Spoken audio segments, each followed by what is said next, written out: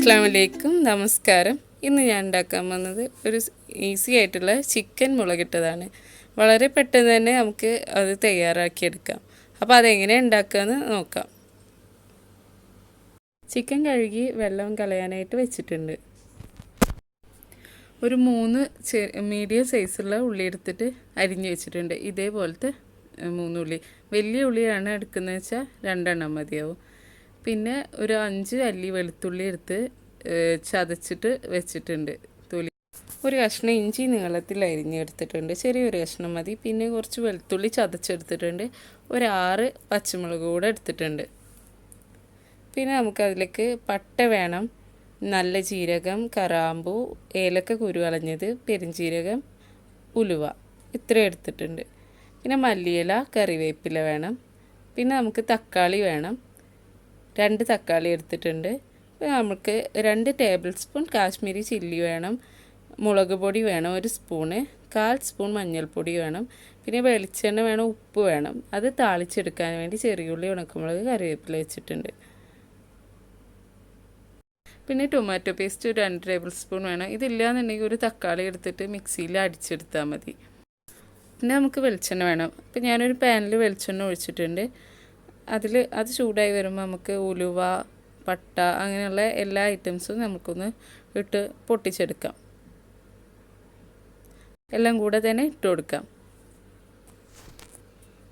എന്നിട്ട് അതൊന്ന് ലോ ഫ്ലെയിമിൽ ഇട്ടിട്ട് നമുക്കൊന്ന് ഇളക്കി കൊടുക്കാം.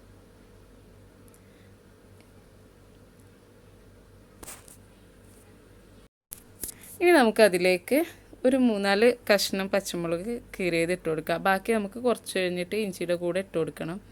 പിന്നെ വെളുത്തുള്ളി ഇട്ട് കൊടുക്കാം. വെളുത്തുള്ളി മാത്രമേ നമ്മൾ ചതച്ചെടുത്തത്, അതിട്ട് കൊടുക്കാം. ഇഞ്ചിയൊക്കെ കുറച്ച് കഴിഞ്ഞിട്ടാണ് ഇടുന്നത്. ഇനി അതെല്ലാം കൂടെ ഒന്ന് നന്നായിട്ടൊന്ന് വഴറ്റി കൊടുക്കാം.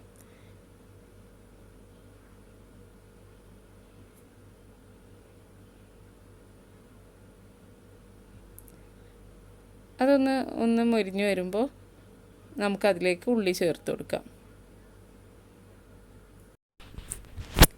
ഉള്ളി ഇട്ടിട്ടുണ്ട്.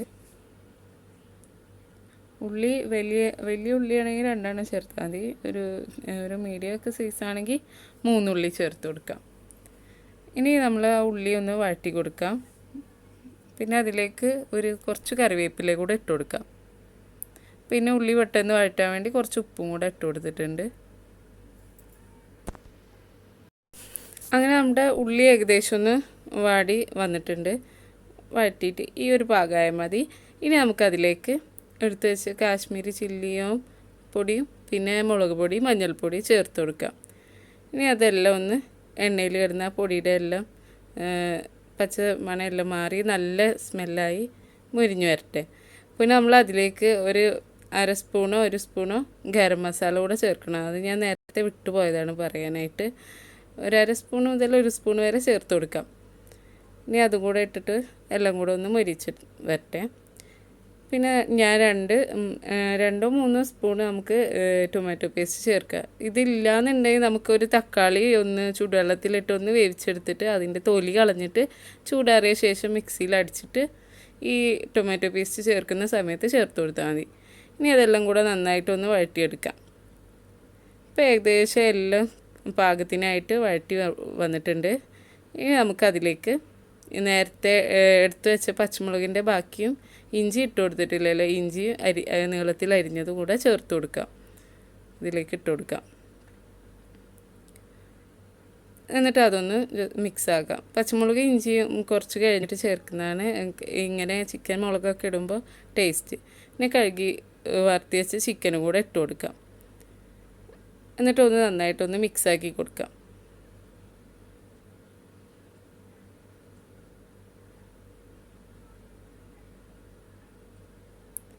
എന്നിട്ട് അതിലേക്ക് നേരത്തെ കട്ട് ചെയ്ത് വെച്ച് 2 തക്കാളി കൂടെ ചേർത്ത് കൊടുക്കാം.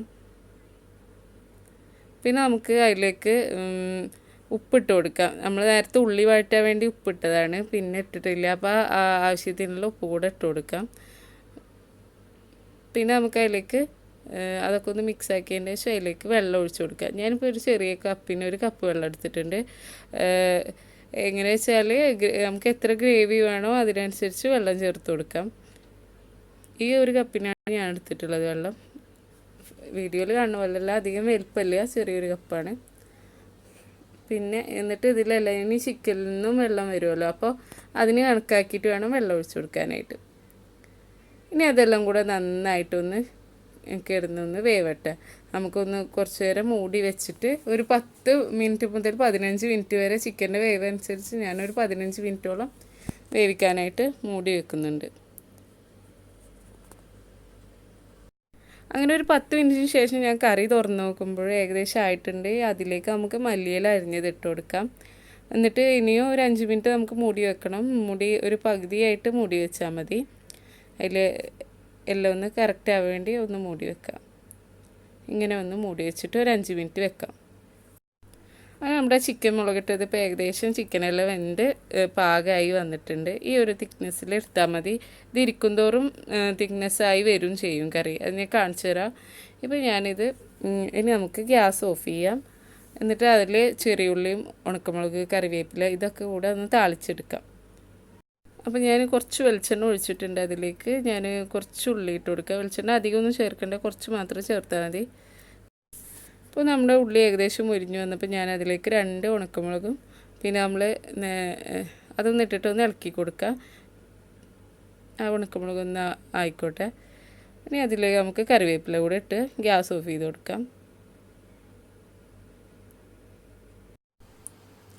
നമുക്കത് ഇതിലേക്ക് ഒഴിക്കാം. ഞാൻ കുറച്ച് മല്ലിയില കൂടെ ഇതിലിട്ടിട്ടുണ്ടായിരുന്നു ഗ്യാസ് ഓഫ് ചെയ്ത ടൈമിന്. എന്നിട്ട് നമ്മൾ താളിച്ച് വെച്ചതൊക്കെ ഇതിൽ ഒഴിച്ച് കൊടുത്തിട്ടുണ്ട്. ചെറിയുള്ളി, കറിവേപ്പില, ഉണക്കമുളകൊക്കെ.